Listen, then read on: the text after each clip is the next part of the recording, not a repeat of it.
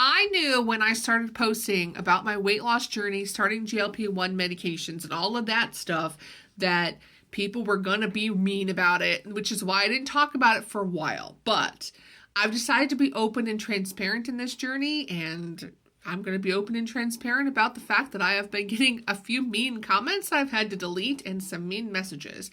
But I want to take a minute to address some of the comments and themes that I've been seeing in all of those. The first comment I'm getting is, I can't believe you're taking medication away from diabetics who need it to live. And my response to that is, I am diabetic. That's why my doctor prescribed this medication in the first place. He thought this would be the most efficient way to get my A1C down and to also help me with my weight issues, so that, again, your weight going down improves your A1C. So I do need the medication. The second comment I get is, aren't you scared because this is a new medication and nobody knows what the side effects are going to be? That's actually not entirely true. A lot of people don't realize that the first GLP-1 medication was approved back in 2005. It's just a quick Google search and you can look up the information on that. But fun fact, my mother was also diabetic and she passed away in 2011. But I do remember back in 2008, 2009-ish, I'm wanting to say, she ended up having a doctor that wanted to prescribe her one of the early GLP-1 medications. And I can remember sitting with her in the class to learn about how the medication worked. Unfortunately, she couldn't get her insurance to cover it, but back in 2008, my mother almost was on a GLP-1, so it's been around for a while. There are just newer formulations and newer versions that are out that are more popular today, but it's been around for a while.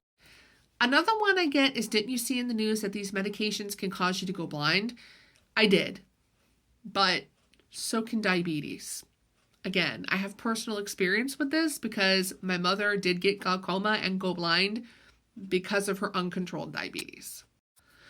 Another comment I get is, aren't you scared about getting cancer from this medication? Well, there are 1.5 million things out there that can cause a person to get cancer, and I've already had cancer once in my life. I would prefer not to go through it again, but at the end of the day, anything can cause you to get cancer. If this can buy me a few extra years, I'm willing to take that chance, even though I really don't think that's going to happen.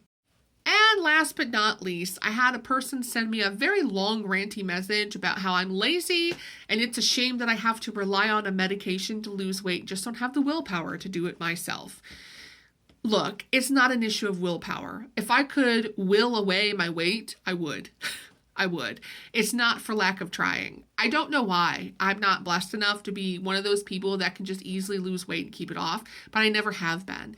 And after going through ovarian cancer treatment and getting thrown into surgical menopause at the age of 35, I haven't been able to hit the scale to go in the right direction. It has consistently gone up for years until I started taking these medications. And not only did the scale stop finally, but now it's going down. And that's huge for me.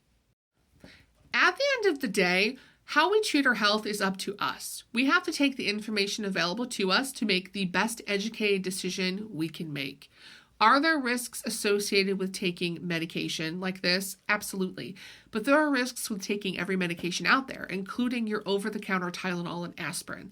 At the end of the day, I know that if I do nothing, I will be lucky to see 50. But I really love my family, and I have a really good life. I'm trying to buy more time so that I can make more memories with the people I love. That's what I'm trying to do.